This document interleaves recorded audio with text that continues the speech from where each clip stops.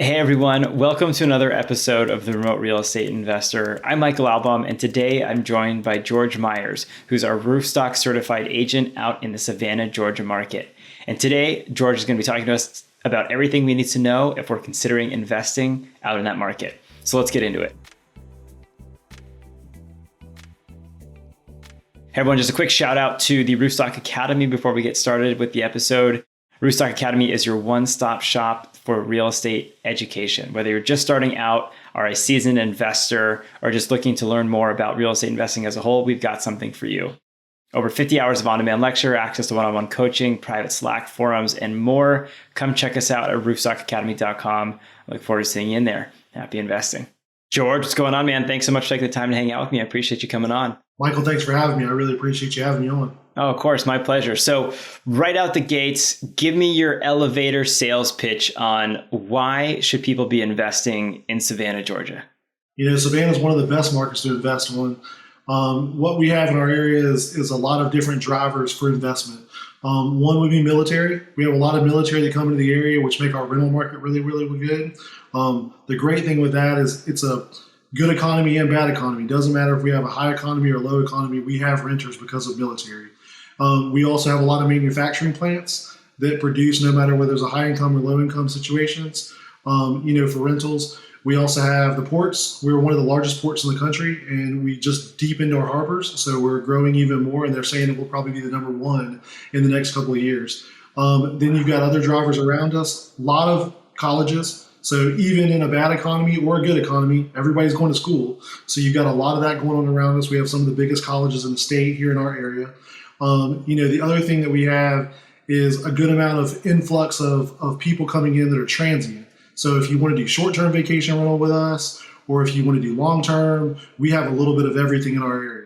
Right on. Well, I'm sold. We can just call this episode a wrap and go home and enjoy our weekend. We're done, right? No, that's awesome, George. So let's definitely unpack a lot of what you just said. But I would first love if you could share with our listeners a little bit about who you are, where you come from, and what is it that you're doing in real estate. Okay. So my name is George Meyers. I am the owner and a realtor at Mia Madison Properties. Our company opened in 2010. It's named after my daughters. Mia is my youngest daughter. Madison is my oldest daughter. We're a full service brokerage, so we do a little bit of everything. We have commercial, residential. We do property management, association management for commercial properties, and we have a high investment department. So in our investment department, we do everything from single family to multifamily. We've been doing it for so long that we work with a lot of subcontractors and stuff as well that help us through the industry. So we're here to help you through a little bit of everything that you can. So me personally, I was born and raised here in Savannah, Georgia. 42 years old, a family man of three, an entrepreneur, and a full-time realtor who just loves investing. Oh, right on. And George, I'm always curious to know with a lot of our partner agents, do you invest yourself? I do invest myself. So I own short-term vacation rental, I own commercial rentals, and I also own long-term rentals as well. Right on. Okay, well, here's a question for you. What do you say to the folks that think that having their property manager also own rentals, there's a conflict of interest there? Because if I own property and you own property and we both got a vacancy, we all kind of know who's is probably going to get filled first. Yeah, so we run into that question a lot. In my case, I'm kind of like the hair club for men. I'm not only the president, I'm also a client. So in my case, there is no competition. And the reason there's no competition is because I place my properties into a property management department, which as I'm the owner, yes, but I have a person who runs my company for me because I'm a day-to-day realtor and a day-to-day investor myself as well. But in that particular case, there is no priority for my property or another property. The other great thing is in the Savannah market, we are so short on housing that any investor who comes here does not have to worry about my property getting ready before their property because there's probably a waiting list. And to give you a good example, we had an announcement yesterday that Hyundai is going to come to what we call our mega site, which is an industrial park that we have that was built a number of years ago. And it's been filling up with some great manufacturers and some great warehousing facilities. But Hyundai has announced that they're going to be coming in there in the coming months. And they're saying, I think they're going to bring like 1,100 jobs to the area or something like that. I could be a little off on the job number. But the crazy thing is we don't have the housing for it. When it comes to both purchasing or renting, we were already in a shortage prior to that announcement. And that's just one announcement of many that are coming to this area. I mean, Amazon's going to be opening a facility. They're not calling it an Amazon facility, but it is an Amazon facility that's opening in the area that does distribution. And a few other logistic companies are going to be opening that are large providers of employers. So when it comes down to that question, what I can say is, as I said a little while ago, I don't think there's any competition between my property or Priority because we don't have enough properties. I mean, if you were to go to our property management website, and even from the purchase side for investments, our struggle is inventory. I mean, we typically prior to 2019, we averaged 30 properties on our website for rent. As available. As availability. Okay. We currently have 3 to 5 properties on the site at any given time because we're renting them before people even walk out the door. Oh my gosh, that's wild. We've been hearing the same thing in so many markets throughout the country. Yeah, it is wild. It is scary. I mean, the funny thing is everybody in this market, and you've probably heard this from other realtors, everybody thinks that we're just getting rich right now. We're making all this money and it's just amazing. Well, the fact of the matter is, I mean, I can be honest with you, I did more business in the recession than I did now because there was inventory. Now we're in a place where we're not selling as many properties. I mean, yes, we're making a little bit more money because the cost of homes are more. So organically, you can sell a little bit less inventory and still make just as much money. But the fact of the matter is we're not shooting over the moon because we don't have the inventory to sell. I mean, if we did, it would be amazing and we would all be absolutely rich as realtors. But most realtors are still probably about the same place they are making a little bit more money, except for that top 1 percentile who's doing, a high volume of stuff. Yeah. I wonder too how many realtors decided to get their license during the pandemic because they saw how frothy the market was. And so there's all this new inventory of people fighting for the same number of deals. It's absolutely crazy. I mean, I've got a couple of friends who own real estate companies, and they also own schools, that do pre-licensing to become realtors. And they said they could probably add 4 or 5 more classes. And it doesn't matter where they are. It doesn't matter if they're here, if they're in Charleston, if they're in Texas, or if they're in California. When I talk to these friends, they say I could add 5 more classes a month and still not have enough to let the people come in. And I heard a statistic the other day that there are some real estate markets where the associations and the MLSs are adding approximately 50 agents a month onto the roster. Now, wow. Of what I understand, I didn't get into the market until 2008. I started in the business in 2007 and was an investor prior to that. And I owned another business before I got into this. And I was told that back then it was the same way, that they had where they were adding tons and tons of people in, then a recession occurred, or they figured out they weren't going to make the money that they thought they were going to make. And you just have a bunch of licensed individuals, but they're not good realtors. And not to say they couldn't be good realtors, they're just not in it full time. They're doing it part time. Yeah. They're working at their full time job during the day, and then they're doing something else in the evening, which is real estate. It's their side hustle, I guess you would say. Yeah. Okay. Interesting.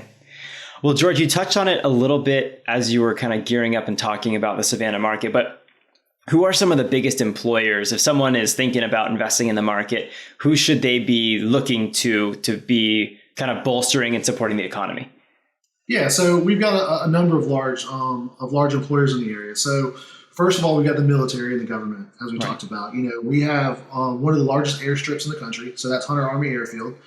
Within close proximity, about 45 minutes from here in Hinesville, we have Fort Stewart, which Fort Stewart is one of the major bases. When most things start to occur for a war or something overseas, typically everything starts to move first at Fort Stewart and Hunter before it does anywhere else in the country, based on my experience over the years. So you've got a lot of military there. You've also got a lot of government facilities and government civilian jobs that are supporting both of those bases and all the things going on. So then if you move on to the private sector, you've got Gulfstream. So Gulfstream Aerospace, which is owned by General Dynamics. We all know Gulfstream planes. We all wish we could afford one, but we can't. Especially when you live here and you see them fly over every day and you drive by them. So we've got Gulfstream. They're a huge employer. The great thing about Gulfstream is over the last few years, they've started to bring a lot of their manufacturing of additional parts from their subcontractors in-house. So they're doing a lot of that and a lot of expansion in our area. They've built, I think, 2 or 3 extra facilities at the airport over the last probably 5 to 10 years. So they've really increased employment. A lot of logistics and warehousing. We've had the largest logistics and warehousing boom we've ever seen over the last 3 to 4 years, especially in the last 2 years. I mean, a lot of areas that were desolate countrysides and down 2-lane highways are now 4 and 6-lane highways. And now on both sides of those roads, where either train tracks, on the other side is nothing but logistics warehouses. And I'm talking massive logistics warehouses, hundreds and hundreds of thousands of square feet of logistics warehousing. Lay down yards are the same way. So a lot of truck drivers, a lot of people working within these facilities to do all the different things. And as you can imagine, by building those facilities, you've got construction companies that have been popping up everywhere that are doing all of the infrastructure and that kind of stuff. Then we go to the Ports Authority. So the Ports Authority, as I mentioned in the beginning, we're one of the largest ports in the country. I think we're either the second or first largest port on the East Coast. I think New York is right ahead of us still. But in that particular case, I think they just said they were going to bring another 500 to 1,000 jobs over the next year just for the Ports Authority.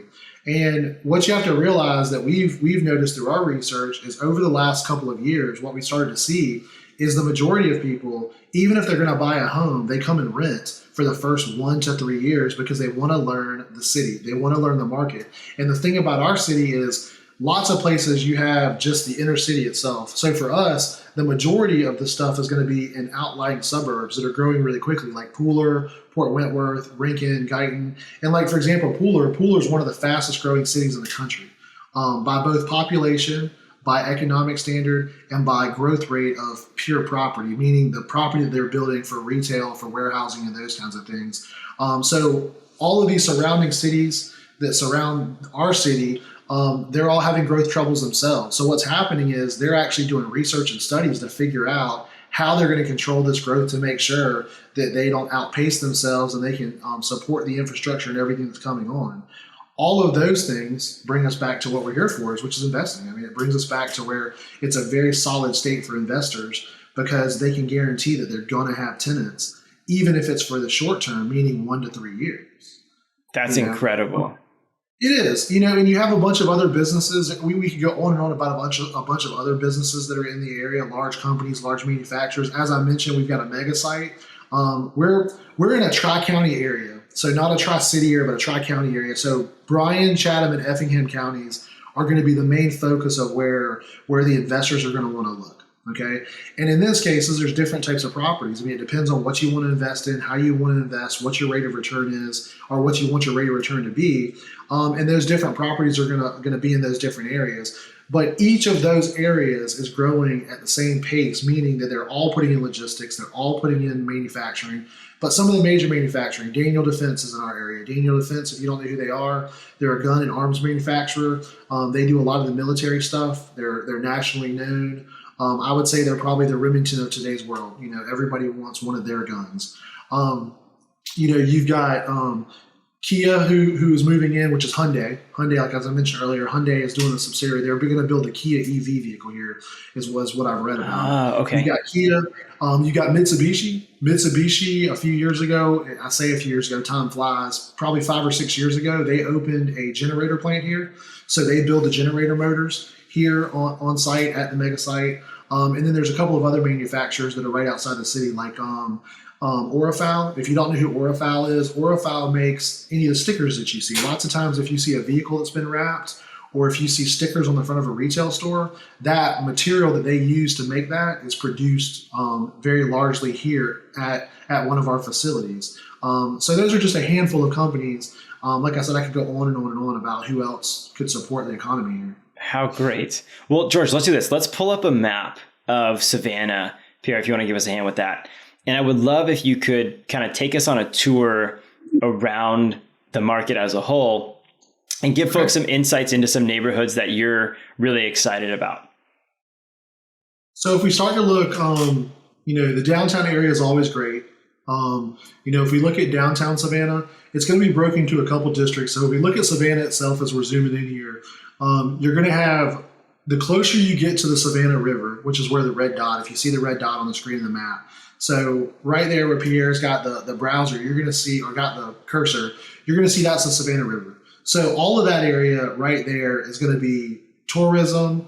If you go a little bit to the left on my screen, you'll see up the river, you're going to see all the ports and everything else. But in the lower section of that, from the red dot, you're going to end up in an area that's the historic district. The historic district runs to about from what we call Bay Street, which is the main road that runs through the city, or River Street, which is where all the tourists want to go, all the way back to somewhere around, I would say, 37th or Victory. 37th is really probably the cutoff of where you get in your historic district, but all the way back to Victory is probably about what we would call downtown. In that area, what you're going to end up with is properties of all different genres. So you're going to end up with a lot of older properties, meaning that they were built as early as the 1890s and they're as new as 2022. But there's a lot of historic property there. And a lot of them will be redone. So what you're going to run into in this area, in the downtown area, is you're going to run into a weird situation. And the weird situation being that there's not a good side of the street, or excuse me, a good side of the tracks and a bad side of the tracks. Like lots of times you hear people say, oh, in our city, there's a good side of the track and a bad side of the track. What you run into in downtown Savannah is a good side of the street and a bad side of the street. And the reason for that is because of the previous recession. In the previous recession, investors came in and we started to purchase a lot of streets, and we were buying entire blocks at a time with multiple investors. Then what occurred is the recession came, and when the recession came, it left a lot of properties undone. It left half the blocks done or half the streets done and those kinds of things, okay? So that's why you end up with good sides of the streets, bad sides of the street. But now we're starting to see a lot of those properties picked up.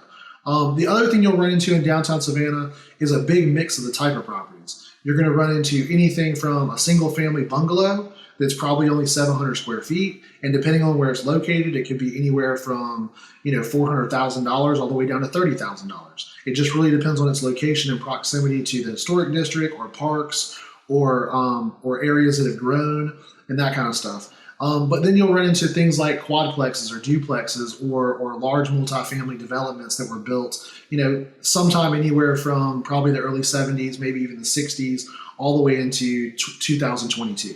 Okay. Let's talk about for a minute the type of tenants you're going to receive in this type of area. It's going to be a little of everything. It's really, really cool. What you're going to end up with is short-term vacation rentals in this area.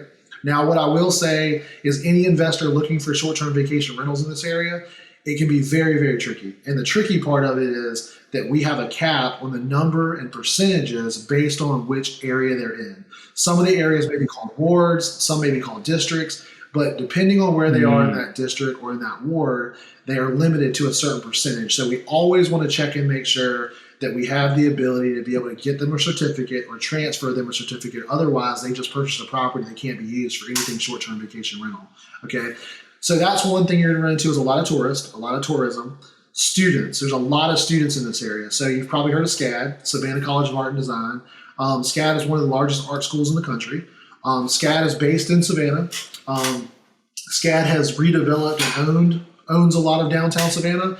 And without them, a lot of downtown Savannah probably wouldn't be what it is today because they've done a lot of redevelopment and a lot of restoration in that area. So you're going to end up with a lot of students. The great thing about SCAD students is they come from all over the world. It's not a situation where, a lot of schools you run into and you see around the country as I've talked to people is a lot of these people come from, let's just say, Wyoming to go to school here. No, you're going to run into people from China. You're going to run into people from England. You're going to run into people from Amsterdam. You're going to run into people from Statesboro, which is right outside Savannah. So it's just a big pull of people into this area. And they too are also a big employer in our area. Not just an employer directly, but they also employ a lot of subcontractors who then create jobs as well. So you're going to get those people, young professionals. Young professionals love to be in downtown Savannah. Over the past 5 years, young professionals have flocked from all over the country, especially during COVID, to work remotely in our area because one of the great things, you can walk almost anywhere downtown with an open container. As long as you're not driving, we're one of, I think, 3 cities in the country that allows you to walk out of a bar and you can have a beer can in your hand. And when you do, as long as you put it in a cup, you can walk with an open container. So everybody loves us for that. Some people judge us for that, but some people love us for that. So you're going to run into young professionals. Right, you're going to run into families because there are still a lot of families who live in the downtown area and that kind of stuff. And then as far as income levels, you're going to go from everything from low income all the way to high income. You're going to go everything from high income mansion homes all the way down to subsidized housing and low income Section 8 housing. So downtown Savannah's got a plethora. The city has done very well and is working very well with investors to be able to make all of these areas investor friendly. There's even been some tax incentives depending on where you are and what you're doing. And the city's also been really good about keeping a mix. And what I mean by that is they've even offered some programs to where they can keep families and individuals in the downtown area by giving down payment assistance. Okay. Pierre, if you zoom out a little bit more for me, if you come to the south side, go further away from the downtown. If you come to the south side, what you'll do on the map is you'll kind of cross over Victory Drive, and you'll come into an area which we'll call Midtown. Midtown is going to be congregated at Ardsley Park. The houses typically run anywhere from the 1930s up until there's some homes that were built in the last couple of years. In the Midtown area, great investment area. You're going to pay a little bit more money for the homes. Those homes are typically pretty well maintained. These are going to be what I call porch neighborhoods. Porch neighborhoods meaning that they all have front porches. The neighbors still sit on the front porch and talk to you next door. They're the epitome of the southern home, in my opinion. A lot of these homes are probably 3 to 4 bedroom bungalows, maybe even down to 2 bedroom bungalows. There will be some mix in, meaning that there's duplexes and quadplexes that are mixed into this midtown area. A lot to do, a lot of activities. There's a big park in that area, which is called Daffin Park. You're going to end up with good shopping. You're going to end up with our ball field is there. I don't know if you've heard of Savannah Bananas, but everybody across the country has been talking about them. Grayson Stadium, which is one of the oldest stadiums in the country, is one of our ball stadiums, and that's where they play at. And that's in Midtown, all walking distance from a lot of these Midtown locations. They're, again, really good for investors. The great thing about investing in these Midtown homes is that the draw on them is how cute they are. They've got a really good, cute, welcoming look. So every investor, if they buy one of these properties with these front porches and they maintain them and they do a good job with them, just a drive-by, they want it. No questions asked. And there's a lot of character to these homes, as you see. I mean, there's a lot of characters. You look at a lot of these homes going, through this area. And George, before we move on, just curious, what would a 3-2 kind of run-of-the-mill 3-2 in Midtown cost, and what would you think it would rent for? So it depends on what part of Midtown you're in. But let's just say you're in, at the Ardsley Park or a Parkside, which are two neighborhoods in that area. If you were in Parkside right now, a 3-2 is probably going to cost you somewhere in the mid-3s. Okay. And the rents are going to be somewhere probably anywhere from about $2,000 to as high as probably $3,200 a month, depending on the upgrades you have on the home and everything else. The one issue that we've seen in the Savannah area is because we have so many tenants in place already and they can't find places to go, they're holding the rents down a little bit. So the one thing that I want to really explain here is using, and I don't want to pick on anybody in particular, but we all go to certain, websites. We're going to go to a Zillow or a HotPads or something like that. And I'm not picking on Zillow. I'm not picking on HotPads because we understand how they get their data and the algorithm they use. And it kind of makes sense. But at the same time, when you're in a place like Midtown, the issue runs into that you could have a 2-bedroom, 1-bath next to a 4-bedroom, 4-bath. And so those two don't compare. So when you see one rent for $2,000 and one rent for $4,000, the system gets thrown off. So as an investor listening to this podcast, what I want you to do is don't trust what you're finding online. I want you to pick up the phone and call me, call my team, and if you don't take that route to call me or my team or the Roofstock team, then call somebody who's a professional who can truly tell you what's going on. Because what I can tell you is that a lot of the rents are staying stagnant to the lower prices because the landlords, we don't have, like New York, they've got price, I don't know what they call it, rent protection is what I'll call it. I forgot what it's actually called. But we don't have that here. We're not held to, we have to charge a certain amount of rent. We can't raise a certain amount. But a lot of landlords, they bought the homes a lot cheaper. They bought the homes in 2008, 9, and 10 when the homes were $50, $60, $70, $80, $150,000. So they can charge a lot less rent. And they've got quality tenants who are there. So why kick that tenant out to raise the rent to $3,000 and get a tenant who may not be there as long as this tenant is going to stay? They're losing that longevity and guarantee. So what you run into is when you go into some of these websites, they're still showing what I'll call 2018 and 2019 rent numbers. Whereas if you're buying a property that someone's moving out of, and we end up buying the property as an investor for you as your investment real estate company, and through Roofstock, we're then going to raise those prices anywhere from probably $100 to $1,000 depending on the property. And we had this issue. I'm not going to call it issue. we had this conversation in this scenario with one of the investors we started working with last week through Roofstock. They called and said, "Hey, can you give me some information? I don't think your number's accurate. I think that in this particular property, what I'm looking at online is the rent's going to be $1,500 to $2,000, but you're telling me that on this property it's going to be $2,000 to $3,000. So why is the number such a far swing?" And the swing was exactly that. This particular property that they were looking at was already under contract, unfortunately. But in that particular case, what it was is there was a person who lived in the house for 7.5 years. That landlord decided that I wasn't going to rent the property again because I had so much equity from buying it in 2008 or 9 that I'm going to cash out on my equity. And the next investor, whoever purchases it, if it's not a family, what are they going to do? They're going to raise the price to market rent.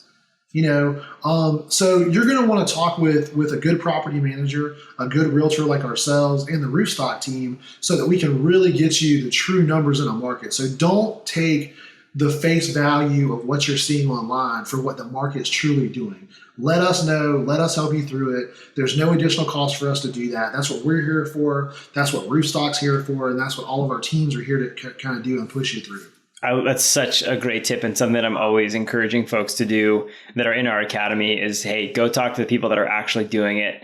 Zillow is a machine. It's a computer. They're not the ones actually listing the homes and renting the home. So I love it. If you're in a neighborhood where all the homes are exactly the same, and I want every investor to keep this in mind, and even some realtors. I mean, even some realtors who, like we were talking about earlier, are getting in.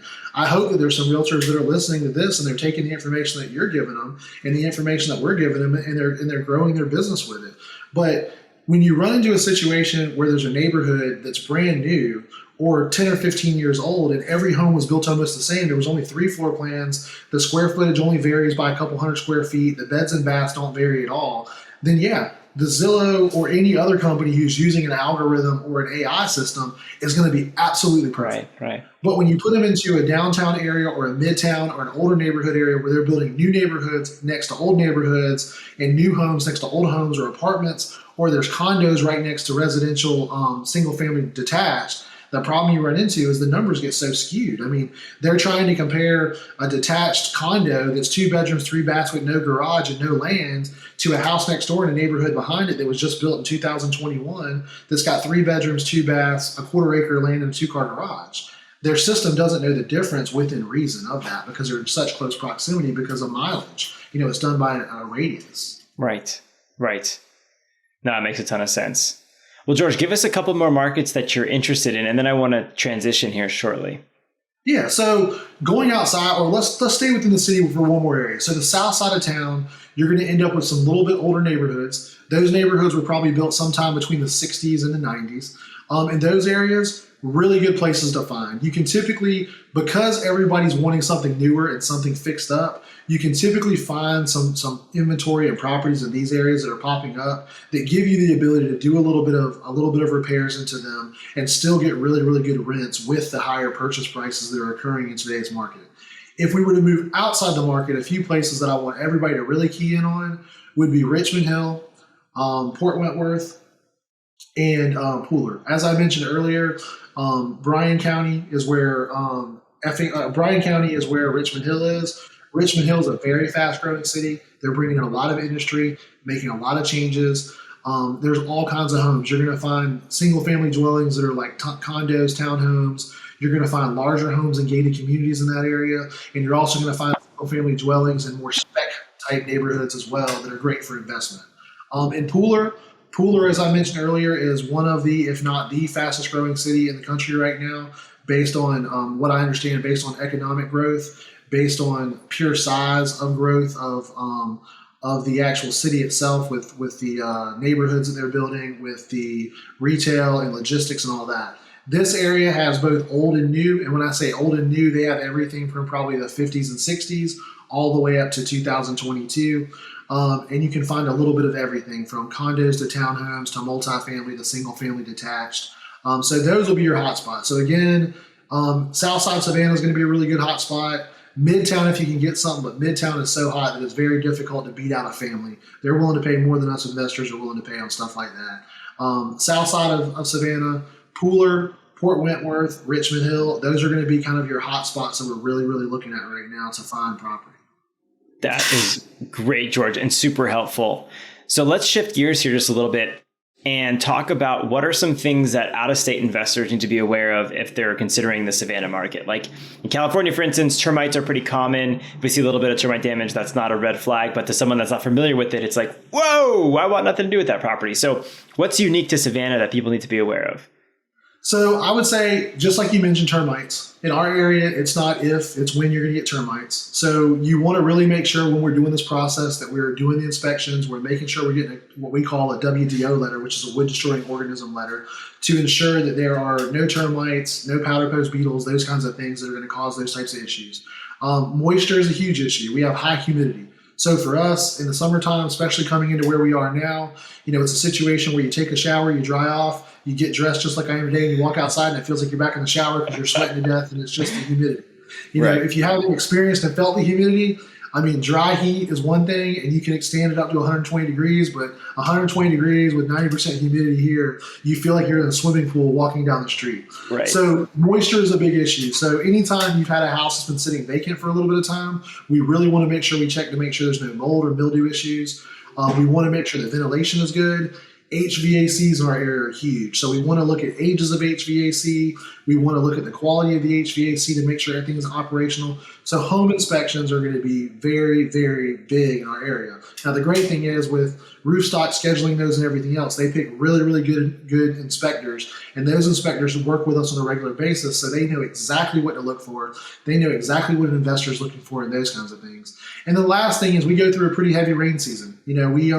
As we come into the spring, which we just came out of, we have a lot of rain, rainy days. When we get into the end of summer, we come into hurricanes and storms and afternoon thunderstorms. So we're going to want to make sure that all these properties have good sealed roofs, good windows, those kinds of things, and good drainage around the properties. Drainage around the property is horribly important because any of those rainstorms, when we get these afternoon thunderstorms that we get, they're basically heat flashes is what we get.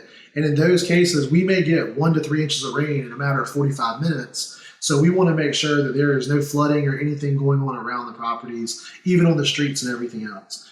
So those are some of the big key factors that I would tell the investors to really, really look at.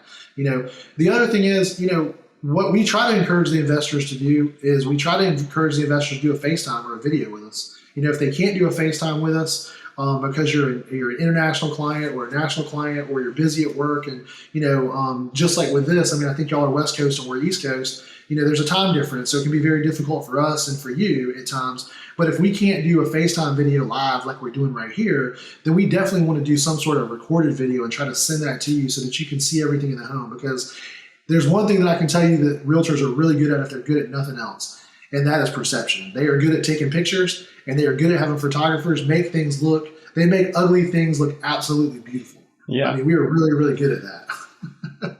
It's a gift, really. It really is a gift. And I don't know if it's us as the realtors or if it's the photographers. The other thing we're good at is the creative literature that we use to come up with the descriptions to say that, this 200 square foot bungalow that is falling down and has termites is absolutely positively amazing. We just have a way of doing that. So if you're 100 miles, 300 miles, 3,000 miles away, it can be very difficult. So you definitely want to do video because that video, you can't hide stuff in those videos. You can't hide things. You're going to see different things and you can stop and pause those. Pictures are one thing, but videos are another. So I encourage everybody to really, no matter what market you're shopping in, to really encourage the agent you're working with to get you some sort of video or something like that. It's a great tip, George. Talk to everybody about property taxes and how those work in the Tri-County area. How should they be thinking about them? Is there a good ballpark rule for folks to estimate what their taxes are going to look like once they purchase a property? So the good thing is most of the sites that we mentioned earlier, most of them produce pretty accurate tax numbers. So really, in my opinion, you shouldn't be estimating taxes. Number one, you should be asking both the realtor and the Roofstock team what the taxes actually are typically. Number two, if you're looking at those taxes on those sites, they're usually pretty accurate, but there are a couple little anomalies that I really like to mention. So in some areas within our area, for example, City of Savannah sits within Chatham County. Okay. If you're in the incorporated city, okay, you actually have two tax bills. You have the city tax bill and you have the county tax bill. And the other thing that gets thrown off is those tax bills are due twice a year. They bill those taxes at the beginning of the year. I think it's around this time of year, which is March or April. And then what they do is they bill them again in November. Okay. Now, here's the funny thing about it. They say that the first bill is due. I believe the first bill is due sometime June, but it's actually not due. There's no late fee. That is the municipality's way of producing pre-income so that they can run their business. So you're better off to keep that money in your bank account, draw your interest, and then pay the full bill in November because there is no penalty to do that. Okay. However, if you're in the city of Savannah, you have 2 tax bills. And what happens sometimes is on the websites, they only show one of the tax bills, not both of the tax bills. So if you ever go on there and you see some really cheap taxes and you've got city and county, you're going to need to ask that question because there's probably a situation where they put the first part of the year's taxes, but not the second year's taxes. So let's just say you fee $1,500. You're like, man, that's really cheap. Well, no, it's probably $3,500 because there's 2 bills that year.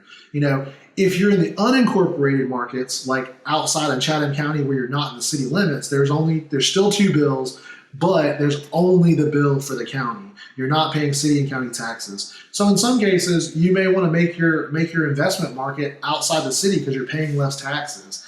It really depends on what you're doing.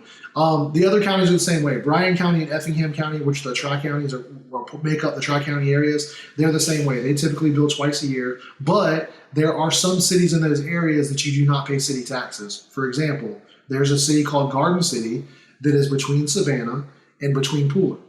It's right against the ports. A lot of ports workers live in that area. A lot of ports families work in that area. You can actually see the ports from almost anywhere there. You can see the port cranes. In that location, they do not have city taxes. Their city taxes are wrapped into the county taxes, and somehow the county and the city work together to cover those costs throughout the year. So you're only paying taxes on one side, not both sides, even though you're in a municipality inside of a county. So we'll want to look at those on a case-by-case basis.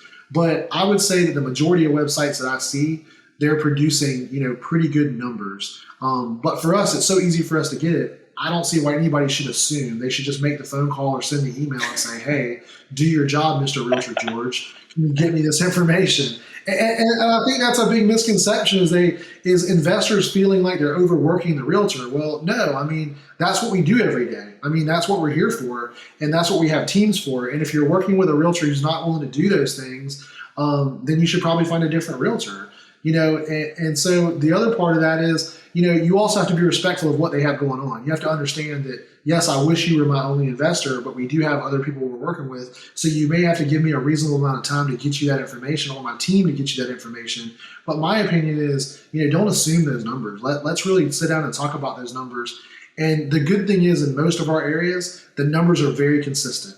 So if you're in, like we were talking about earlier, Midtown, if you're in a certain square footage and the average price is, $350,000, the taxes are probably somewhere around $3,000, maybe $2,800, and almost every house in that area is going to be very, very similar. So you can kind of use that as a good, a good way to do it.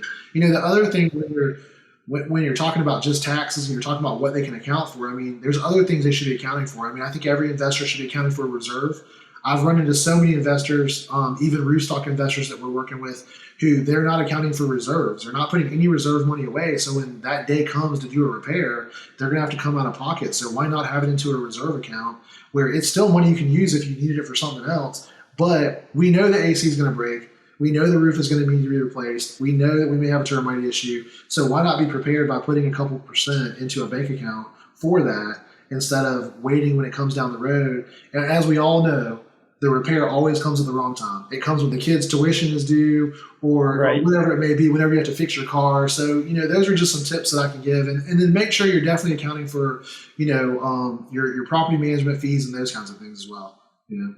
Such great tips, George. Thank you. We got to get started wrapping up here. Any final tips, tricks, thoughts, advice for folks as they're thinking, contemplating, and researching the Savannah market? I think, like I said, I think they should check out those different markets. I think they should determine what areas they want to be in. I think the other big thing is, really determine what you want your rate of return to be and be realistic about it. What we run into more than anything, and I'm sure there's other realtors who are going to be listening to this that are shaking their head like this, come into the city and come into any city in any investment situation knowing a realistic rate of return.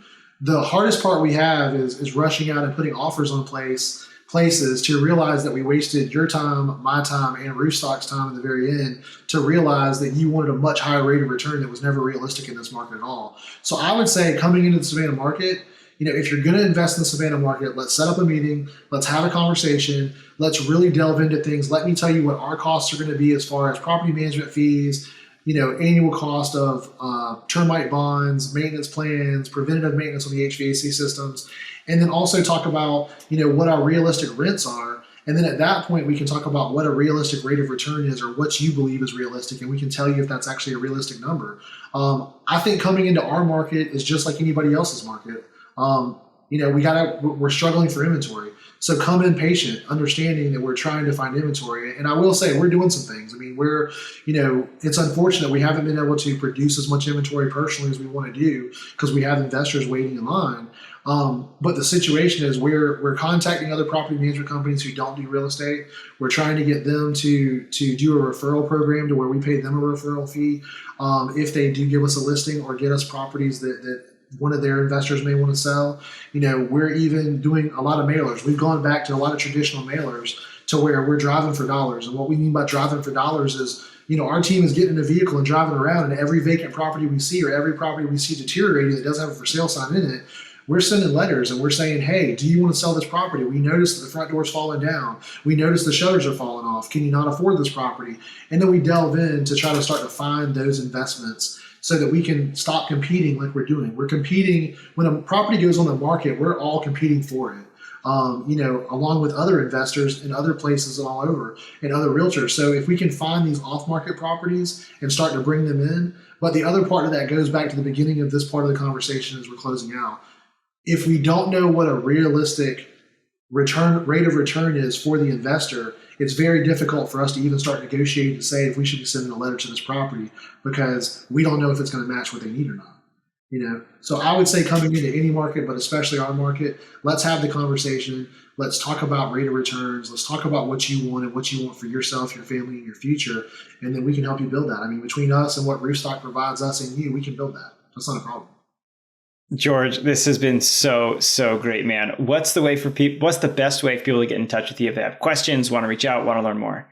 So they can call me or text message me. They can call me or text message me at 912-313-2424. That is my direct cell phone number. So know that sometimes, like I was saying earlier, be realistic that sometimes in the evenings and stuff, it may be a little slower with family and all that kind of stuff. You can also reach me by email. My email is george@miamadisonproperties.com. And I'm always happy to help. So let's schedule an appointment. Let's get on the phone. Let's get on FaceTime. Let's get on a Google Meet. Let's figure out what you want your future to be and what you want your investment to be and what you want your rate of return to be. And let's do this. We're ready for you. Awesome. Well, George, thank you so much for taking the time. I really appreciate it. This was awesome. It was great, Michael. Thanks for having me. I really appreciate it. I look forward to doing it the next time. Hey, you got it. Take care. Thanks, Mike. All right, everyone, that was our episode. A big thank you to George for hanging out with me and educating all of us about the Savannah market. Super interesting stuff he was talking about, and sounds like a lot of growth going into the market. As always, if you like the episode, please feel free to leave us a rating or a review. They are really helpful for us. Have a great weekend, and we look forward to seeing you on the next one. Happy investing.